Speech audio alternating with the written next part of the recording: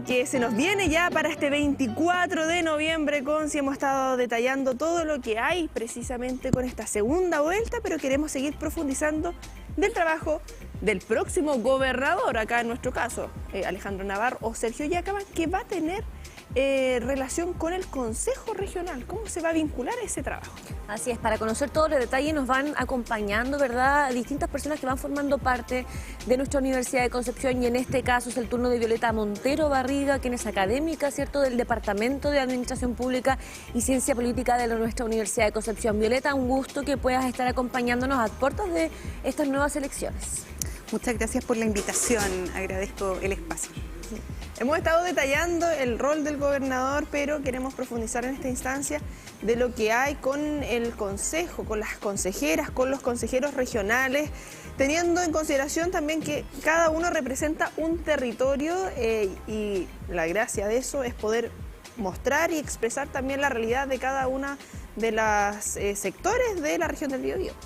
Sí, mira, la figura del consejero o consejera regional yo creo que es una de las menos conocidas. Cuando vimos ahora en este último proceso electoral la papeleta, ¿no?, la gran papeleta, pero además se generó todo este debate electoral, creo que las figuras que menos se relevaron fueron la de los consejeros y consejeras. Pero efectivamente, con el paso del tiempo, las consejeras y consejeros han tenido un rol mucho más relevante a nivel de región en la discusión de proyectos centrales de la región, pero por supuesto lo que interesa es la distribución de los recursos de los gobiernos regionales, ¿ya? Nosotros escogimos 28 consejeras y consejeros regionales en el último periodo y efectivamente están distribuidos por territorios. Hay 5 territorios o circunscripciones, digamos, electorales desde donde se escogen. En Concepción, por la magnitud de nuestra población, tenemos 3 Concepciones, digamos, pero también está Biobío y Arauco representados en el Consejo Regional. Y efectivamente, siguiendo la reflexión que planteas, se espera que estos consejeros y consejeras representen el sentir, los problemas, ¿cierto?, las necesidades de los territorios que representan y de las comunidades que, por supuesto, los apoyaron en su elección. En un principio hablaba Constanza de esta importante conexión entre los gobernadores o gobernadoras y consejeros y consejeras regionales. ¿Cuál es el rol que cumplen en esta fusión que se debe realizar para, obviamente, todo el trabajo que realizan en conjunto? El pensar en los gobiernos regionales efectivamente nos implica pensar en un trabajo coordinado entre el Ejecutivo, digamos, la figura del gobernador y sus equipos de gestión, y el Consejo Regional, que es un órgano colegiado. El Consejo Regional es un órgano colegiado que tiene por función acompañar la construcción de políticas públicas regionales en los territorios, ¿ya? Tienen el rol de participar de esta discusión, aprobar, pero de algún modo también supervisar y fiscalizar el rol del Ejecutivo. Por eso que en el último tiempo, en el caso de no solo la región del Biobío, pero también en esta región, tuvimos digamos, una explosión mediática impulsada en gran medida también por aquellas afirmaciones que los propios consejeros y consejeras fueron haciendo y las acciones que las consejeras y consejeros fueron haciendo en términos de exigir las cuentas públicas del gasto, ¿no?, del uso de los recursos públicos. Entonces, bueno, las funciones están determinadas con detalle, pero en general eso es importante señalar. Ellos participan de la discusión, sobre todo de la asignación de presupuestos, de algún modo controlan y supervisan las acciones que el gobierno regional impulsa desde el Ejecutivo, gobernador y sus respectivas divisiones, y también, ¿cierto?, pueden, a través del trabajo que articulan, porque trabajan en un pleno como consejo, pero también en comisiones que son ad hoc a las materias de interés, pueden ir proponiendo temas para aspectos que son fundamentales del desarrollo regional. Entonces, la verdad es que es un órgano colegiado muy central, dinamizador de las políticas públicas y además muy importante en términos del control público. Formular políticas de desarrollo de la región considerando las políticas y planes comunales respectivos. Y yo creo que ese no es un punto menor y que quizás poco dimensionamos, porque claro, pueden tener la voluntad política, como se habla, de querer hacer algo, pero ¿qué pasa también con lo comunal? Porque estamos hablando acá de lo macro a nivel regional, pero también hay que regirse por lo que ya está establecido a nivel de cada una de las 33 comunas. Mira, yo creo que el desafío, y lo voy a plantear así, de armonizar o articular los distintos instrumentos de planificación existentes es de los aspectos prioritarios. La primera pregunta que haría incluso es qué peso en la orientación de la acción pública tienen los instrumentos de planificación, porque efectivamente a nivel comunal se desarrollan los planes de desarrollo comunal, a nivel de educación se desarrollan los PADEM, los planes de desarrollo educativo, a nivel de gobierno regional están las estrategias regionales de desarrollo, pero además están las estrategias de ciencia y tecnología, hay otras estrategias seccionales, por ejemplo, para el control del borde costero, en fin, hay una cantidad de instrumentos de planificación territorial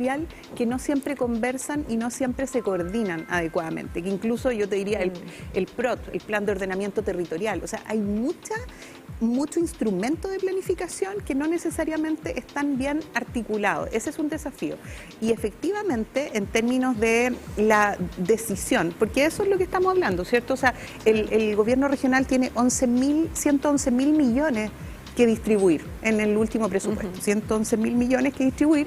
Es la tercera región en Chile con presupuesto, digamos, más alto. Está la región metropolitana con 172, la Araucanía con 164.000, la región del Biobío 111.000. ¿Te fijas? Entonces, de eso estamos hablando en concreto, digamos, ¿no? Claro. Estamos hablando de que el dinero público tiene que ser distribuido para resolver los principales problemas de desarrollo. Y ojalá que ocurra que esa distribución de recursos se desarrolle con evidencia, y una evidencia fundamental es qué es lo que está planificado, ¿cierto? ¿Dónde hemos invertido más hasta ahora? ¿En qué territorio? La relevancia, por ejemplo, de la provincia de Arauco como zona de rezago en los planes públicos ha tenido harto peso a lo largo de los años. Y no ¿Pero solo qué pasa en con territorio, Biobío? ¿en qué área? Porque, por ejemplo, el REC, Por ejemplo. que también aporta en lo económico y en lo artístico y turístico. Claro, de la las zona. distintas esferas. Yo también quería preguntarte, ¿cierto?, sobre el gobernador regional, que dentro de sus funciones obviamente tiene esta formulación de políticas de desarrollo de la región, considerando las políticas y planes comunales respectivos, como hemos ido hablando. Sí. Ahora, ¿cómo se van generando todos estos planes? ¿Quién los encabeza? ¿Cuánto tiempo tienen, por ejemplo, para poder ir preparándolos? ¿Y qué herramientas se utilizan para este desarrollo? Es súper interesante. Nosotros desde la Universidad de Concepción y desde el centro que dirijo, CREASUR, participamos en el último proceso de actualización de la Estrategia Regional de Desarrollo. Y una pregunta que me he estado haciendo, y trabajamos de manera articulada desde mi departamento, desde la Facultad de Ciencias Jurídicas y Sociales, con la Facultad de Arquitectura y con colegas de Arquitectura, porque estamos hablando de ordenamiento territorial, de planificación del territorio. Pero una de las preguntas que me he estado haciendo es justamente cómo se desarrolla ese trabajo. Usualmente lo que ocurre es que las regiones y las comunas durante muchos años atrás licitaban ese trabajo externamente, y las universidades hemos tenido un rol bien importante en esas elaboraciones, en términos de PLADECOS, planes de desarrollo comunal, en términos de planes reguladores, los planes reguladores de los territorios, ¿cierto? Acá mismo la Universidad de Concepción durante muchos años ha tenido un rol bien importante de trabajo. Entonces, porque efectivamente cuando tú ves las dotaciones de profesionales que tienen los municipios o los gobiernos regionales, no siempre tienen la capacidad técnica de llevar a cabo un proceso, y ahí respondo a la pregunta, que de por sí debe ser participativo. Es un proceso que tiene que incluir consulta ciudadana, es un proceso que tiene que incluir análisis técnico, porque hay aspectos que se regulan, lo medioambiental, qué pasa con el transporte, ¿cierto? ¿Qué pasa con la gestión forestal? ¿Qué pasa con la logística en términos de camino? ¿Qué pasa con el desarrollo social? ¿Cuáles son los grandes temas que debemos enfrentar en las regiones? ¿Sí? Entonces, requiere profesionales o requiere un soporte que vaya generando de nuevo datos, evidencia, para que podamos hacer una planificación. Y como todo instrumento de planificación, la pregunta es, ¿cuál es la visión que queremos para nuestra comuna, para nuestra región? ¿Cuál es la misión que los respectivos órganos deben cumplir, la municipalidad, los gobiernos regionales? ¿Cuáles son las líneas estratégicas que queremos fomentar? ¿Cuáles son, cierto, las acciones que queremos impulsar? Y eso hoy día, para orientar los recursos públicos, al menos en la región del Biobío, está actualizado con la Estrategia Regional de Desarrollo, que creo que en varias ocasiones lo hemos dicho, pero que invitamos a la comunidad a ver la plataforma Mira Biobío, que es una plataforma de monitoreo y seguimiento de la Estrategia Regional de Desarrollo que no existía con anterioridad. Entonces, yo creo que para la ciudadanía es un insumo para entender dónde deberían enfocarse los recursos públicos. En cultura, por ejemplo, a propósito del REC, es una de las dimensiones que se plantea. Sí, pensando que en el REC lo que se ha comentado que se dejó más presupuesto porque tiene hasta esta última versión ya destinado. Hay que elaborar si es que, entre comillas lo digo, vale la pena o no esa inversión, porque no es un gasto, es una inversión y que ha quedado más que claro la retribución en la región, como lo que ha pasado con el rally. Sí. Pero entendiendo que hay caras nuevas también, uno puede decir, hay otros intereses, el foco quizás de la ciudadanía está en otra área, ahí hay que ver, y ahí es donde uno espera también esa participación ciudadana y esa conexión directamente con las y los consejeros, porque uno les dio el voto. Sí. Y claro, una cosa es lo que ellos en su campaña estaban proponiendo, que en muchos casos eran temas muy genéricos, como no, queremos terminar con la corrupción, queremos mejorar la seguridad, ya, pero en concreto. Sí. Acá también nosotros como ciudadanos, ciudadanas, tenemos la oportunidad de ser parte de esto de, no sé, ley de transparencia, ley de lobby, generar alguna reunión, por ejemplo, no sé, una junta de vecinos, ¿sabes qué está pasando esto? Presentar estos proyectos. Ellos verán si lo toman o no, pero por último que uno tenga un tipo de participación también, expresar lo que uno requiere como ciudadano. Sí, yo creo que a ver, una reflexión más general primero. Nosotros tenemos un sistema político de democracia representativa. Y efectivamente lo que nosotros hacemos, así teóricamente, y esto viene como desde la teoría occidental de la política, es que de algún modo transferimos nuestro poder a otro, para que ese otro nos represente. La pregunta es si perdemos el poder, ¿cierto? Esa es la pregunta de los contractualistas y cuando uno leía a Rousseau y Locke, ¿cierto? Sí, pues pero efectivamente la lógica es que no perdemos el poder. Claro. Uno puede presionar, se supone. Exacto. Y esos representantes, con mayor razón, lo que tienen que hacer es dar cuenta pública de ese poder que le hemos transferido como ciudadanos.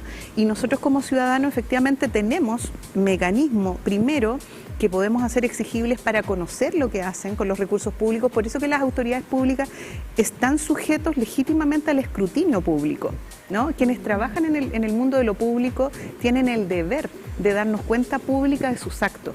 Y sobre todo el Estado tiene que dar cuenta pública de qué hace con los recursos. La ley de transparencia te permite efectivamente acceder a información pública, pero además, si esa información pública no está disponible, tú puedes solicitarla. Entonces, puede que te digan que no, efectivamente, o puede que te digan, a ver, esto... Hay un plazo como de 30 días. Y te lo representan, efectivamente, sí. La ley de transparencia. Bueno, esta misma universidad, la Universidad de Concepción, ha hecho un esfuerzo, sin ser sujeto obligado, de generar un portal de transparencia, porque efectivamente interesa mostrar a la ciudadanía la información que es relevante, y el Consejo para la Transparencia ha hecho un trabajo importante en esa materia. Debería existir entonces, y de acuerdo a lo que estamos conversando, mucha más transparencia en el trabajo que se da justamente desde los gobernadores, desde los alcaldes, etcétera.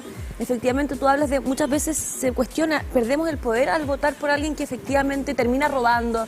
Hemos conocido casos mediáticos hoy día con respecto, ayer mismo, ¿cierto? Sí. Con lo que ocurrió, ¿verdad? Con Katy Barriga. ¿Qué pasa con eso? ¿Debería haber más transparencia en el momento en que están ejerciendo ese poder para no llegar, ¿cierto?, a desilusionarnos y desencantarnos con tanto robo y tantas cosas negativas que se viven a nivel país?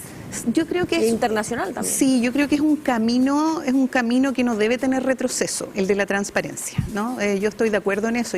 Ahora, la ley de transparencia, efectivamente, hoy día se está haciendo una discusión, y entonces estamos como a medio camino, una discusión respecto de cuáles son los alcances de la ley de transparencia, porque la ley de transparencia hoy día se aplica para los organismos del Estado, digamos, no para los privados que recibimos recursos públicos. Sí, por eso decía que el caso de la Universidad de Concepción es un ejercicio voluntario, proactivo. La ley de transparencia no está para aquello. Estamos hablando de los cargos, tampoco para las corporaciones municipales, por ejemplo, ¿cierto? Entonces, bueno, dicho eso, yo creo que es un camino que no tiene retroceso. La pregunta es cómo y qué, ¿cierto? Porque efectivamente, ¿cómo entregas esa información? Hoy día tenemos mayor tecnología y están cada día más en boga los sitios electrónicos, ¿no? Las páginas web, las plataformas, esto que decía hace un momento de Mira Bio Bio, son ideas, son propuestas de plataformas de monitoreo. Entonces yo creo que cada vez más vamos a ir avanzando hacia ese ejercicio. Ahora, por la ley de transparencia, y también por la participación ciudadana, que son dos leyes que están, digamos, como ahí tensionando el sistema político. Las autoridades deben dar cuenta pública de sus actos al menos una vez al año. Eso tampoco lo teníamos necesariamente, y muchas de esas cuentas pueden ser además participativas, donde la gente no solo escucha, sino además tiene posibilidad de decirlo. Y otro elemento vinculado a estos dos leyes que se enmarcan en la idea de gobierno abierto, ¿ya? Eso hay que decirlo. La idea de gobierno abierto tiene 4 pilares, ¿no? La participación, la transparencia, etcétera. Y dentro de esta idea de la participación, los consejos de la sociedad civil son importantes. Que era la pregunta que tú hacías hace un rato, ¿qué pasa con las juntas de vecinos? Bueno, los COSOC tienen por obligación que estar, digamos, no se exige, por eso te digo que son leyes que no tienen dientes, decía alguien. Sí. Son leyes que todavía debiesen tener una versión 2.0, porque de algún modo sugieren, pero no tienen cómo sancionar. Entonces, la idea es que existan en todos los organismos públicos consejos de la sociedad civil para que las políticas públicas sean más representativas de los intereses de las personas. Porque lamentablemente hay que sancionar para que se hagan las cosas, así como de las voluntades. Lamentablemente, tenemos que llegar a esas sanciones para que se cumpla efectivamente. Oye, respecto al gobernador en su calidad de órgano ejecutivo del gobierno regional, también tiene que responder dentro del plazo de 20 días hábiles y por escrito los actos de fiscalización que realiza el Consejo en su conjunto y las informaciones solicitadas por los consejeros en forma individual, pensando también en el tiempo, lo que señalaba la Conci anteriormente, y acá es donde cumple un rol vital la academia, académicos, académicas, el periodismo de investigación también, porque muchas veces se entrega esa información, y lo que pasó acá en el gobierno regional, si se hubiese escarbado un poquito antes, se hubiese cuestionado un poco antes, lo que se puede proyectar, quizás teniendo ejemplos en otros lados, pensando en lo sociológico, Violeta, de esas desconfianzas que hay en estos momentos, que no viene solo por el caso convenios, que viene desde muchos años atrás a las instituciones, a la clase política, llamémosle como le llamemos, a quienes están en el poder en estos momentos. Se viene una nueva camada de consejeros electos, gobernador que estamos a puertas de elegir, y de lo que probablemente vamos a tener mayor agudeza quizás en ciertas cosas para que no vuelvan a pasar situaciones como esta. Sí, mira, yo creo que aquí hay un tema como de pendular, ¿cierto? Como que entonces hoy día todos son corruptos, lo digo así, ¿no? Yo creo que tendemos a generalizar efectivamente por todo lo que hemos tendemos a generalizar visto. Ya pasaba, y efectivamente el momento de los niveles de confianza en las personas y en las instituciones es muy bajo. Y es un problema, porque efectivamente lo que necesitamos es que haya confluencia de voluntad para impulsar la región, para impulsar las comunas hacia un desarrollo que nos beneficie a todos. Entonces la pregunta es cómo nos ponemos de acuerdo para enfrentar estos problemas. Yo te decía hace un rato, yo creo que no debemos hacer una vuelta atrás respecto de los controles y la transparencia y la probidad. Claro. Ese es un desde. Pero tampoco, ¿cierto? Tenemos que, o al revés, tenemos que intentar confiar en el trabajo y exigir como ciudadanos que somos, y el rol de la academia yo creo que es bien importante, tenemos que tomarnos en serio este rol de aprender, de estudiar, de entender, de mirar cuáles son los recursos que hay, qué proyectos están en juego, qué opinión tenemos. Mira, yo he conversado con hartas personas y la pregunta es efectivamente, por ejemplo, de la academia, ¿cuál es el rol que tenemos para aportar? ¿Cuál es el rol que tenemos para estar opinando, para ser agentes que observamos y criticamos desde una crítica constructiva el quehacer ciudadano? Y ahí, bueno, también por otro lado necesitamos autoridades valientes. Exacto. Violeta, pero aquí hablamos no solamente de querer mirar, querer reconocer, querer educarnos, pero también para poder participar, porque efectivamente si hay un descontento, ocurre lo que ocurre, votos nulos, ¿verdad? En blanco, la participación obligada del voto voluntario, donde la gente ni siquiera... prefiere pagar la multa. Exactamente, incluso prefieren pagar la multa de 30.000 pesos, entonces aquí hablamos de efectivamente que se necesita de la participación ciudadana no solamente para las votaciones, sino que para elegir lo que la ciudad necesita. Sí. Y por lo mismo, al haber descontento, al no tener conexión con los representantes, ¿cierto?, que van a formar parte, ¿cierto?, de estos periodos y procesos, obviamente que la gente no quiere participar. Sí, ese es un tema y por eso que estos espacios son interesantes, porque creo que reflejan el compromiso en términos de la formación ciudadana, ¿cierto? O sea, nosotros como ciudadanos tenemos una responsabilidad y un rol también en la construcción de la sociedad que tenemos, ¿no? Primero en la participación. Fíjate que nosotros aplicamos hace algunos años y este año lo vamos a hacer de nuevo, así que ahí queremos mostrar los resultados. Aplicamos una encuesta que se llama Barómetro Regional y es bien entretenido además porque lo aplicamos en varias regiones con alianza con otras universidades. Y lo que ha mostrado las últimas encuestas, efectivamente, son que los niveles de confianza entre las personas, la confianza interpersonal ha ido bajando y consiguientemente el porcentaje de participación de las personas en organizaciones sociales. Incluso las juntas de vecinos, los dirigentes de las juntas de vecinos tienen peor evaluación que la que tenía hace años. No cambia nada, ¿para qué voy a ir a perder tiempo? Lo hacemos la chunte, capen tú, y nadie quiere, ¿cierto? Nada. Nadie quiere ser, sí, nadie todos quiere nos estar. nos roban todos los derechos. Entonces, por eso yo... Y así, po. O sea, digo, y tenemos casos y hay que darlos a conocer y hay que efectivamente denunciarlos y hay que hacer el esfuerzo de que esto no ocurra y estar alerta, etcétera, pero... yo diría bandera en defensa de la política. Sí, mi bandera es en defensa de la política, porque la política es una forma regulada de dirimir los conflictos en sociedad. O sea, política hay en todas partes, política hay en estas conversaciones, ¿cierto?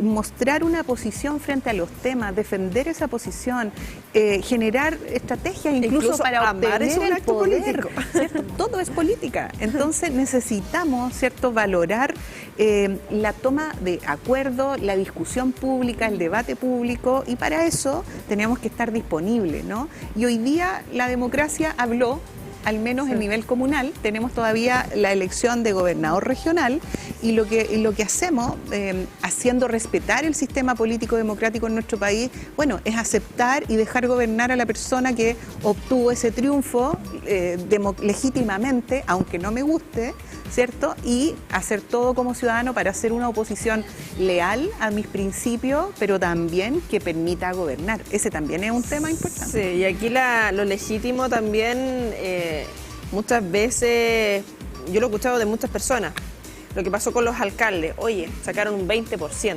Sí. A diferencia de lo que va a pasar acá con el gobernador, que esperamos que tenga mayor aprobación, ya que son 2 personas en esta segunda vuelta, y claro, si no pasaban de más del 40 en la primera instancia, y lo que conlleva también esa representación del voto, más allá de que si haya sido mi candidato o no. Uno dice, oye, quizás yo no le di el voto, pero chuta, con un 25%, un 20%, ¿hay representatividad realmente de la ciudadanía?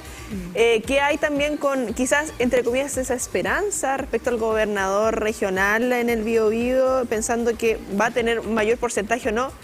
O quizás no, la gente va a votar como, ya le voy a dar al otro nomás. O dejaré en blanco. Ahí habrá análisis después de las elecciones. Podríamos anticipar que va a haber harto voto blanco, voto nulo, sí, más que en otras ocasiones, porque efectivamente la pregunta es ¿por quién voto? Hoy día, muchas personas dicen ninguno me representa, ¿por quién voto? Yo creo interpretar diciendo que hay varios aproblemados hoy día pensando por quién van a votar. Pero efectivamente lo que ocurre en las elecciones de gobernador regional, que no es solo nuestra región, ¿cierto? Sí, es una representación democrática, pero yo creo que lo que planteas también es súper importante, es un llamado para las autoridades electas, porque efectivamente ninguna obtuvo un triunfo arrollador, ¿cierto? Ninguna obtuvo el 70, el 80%, no existe esa figura. Lo que muestra más bien es que hay dispersión en términos de las orientaciones y las elecciones, los pactos electorales. Pelea interna. Además, como queramos interpretarlo. Entonces, por eso digo que lo que nos corresponde como ciudadanos es respetar el ejercicio político de las autoridades electas, cumplir un rol de fiscalización, de observación, de análisis. El rol de la academia nos tenemos que preguntar eso, vamos a estar presentes en los debates clave.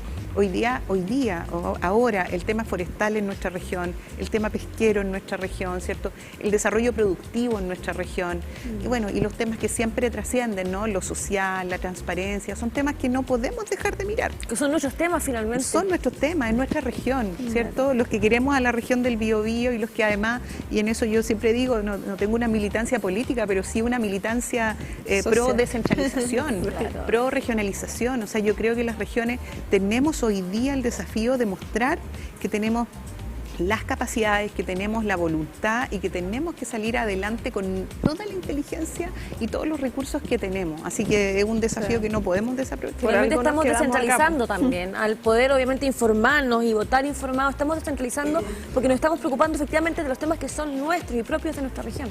Claro, o sea, esto mismo, la invitación a la ciudadanía a ver los canales regionales, ¿no? Los canales regionales, la vocación que tienen de representar los problemas locales es fundamental en las radios regionales. O sea, tenemos ese rol, tenemos ese desafío y eso significa que efectivamente estamos haciendo un gesto político a propósito de la política. Sí, totalmente. Por algo también nos quedamos en regiones, trabajamos por las regiones, visibilizamos cada uno desde la esfera que se encuentre. Sí. No solamente nosotros porque estamos acá en pantalla, de acuerdo a lo que estás haciendo tú en la investigación, sino yo creo que todos cumplimos un rol súper importante y lo que esperamos, seguir avanzando como región. Violeta, siempre un gusto que nos pueda acompañar a detallar estas temáticas, a generar también este vistito en las personas que nos están viendo esta mañana o quizás la retransmisión de cuestionar un poquito más también a todo lo que estamos viviendo. Eso, y bueno, ya lo hemos dicho con varios colegas, estos temas siguen siendo temas acotados, de élite incluso diría. El tema de la descentralización, de la regionalización, es invitar a todos y a todas, son temas de nuestra vida cotidiana. Tenemos que mirar las páginas web existen hoy día. Si tú entras a la página del gobierno regional lo ves, si ves la página de la Subdere ves, vas a ver los datos de presupuesto. Te puedes demorar un poquito más en encontrar los datos, pero los datos están y el rol de nosotros como la academia es seguir aportando a eso, así que muchas gracias por el espacio. Sí, para nosotros es muy importante como medio de comunicación que hayan distintos expertos de nuestra Universidad de Concepción para ir dando un contenido, ¿cierto?, que sea potente para la gente y así informar de mejor manera procesos que se nos vienen y que se van a seguir, ¿cierto?, formando parte de estas conversaciones. Sí, que como medio de que hemos estado trabajando, de hecho, ahí el equipo de Radio Universidad de Concepción ha estado generando también las entrevistas correspondientes a ambos candidatos, nosotros también como TVU por nuestra parte, Diario Concepción, así que la invitación es a informarse obviamente a través de medios UDEC. 10:30 de la mañana, avanza esta jornada, nos vamos a una pausa y regresamos.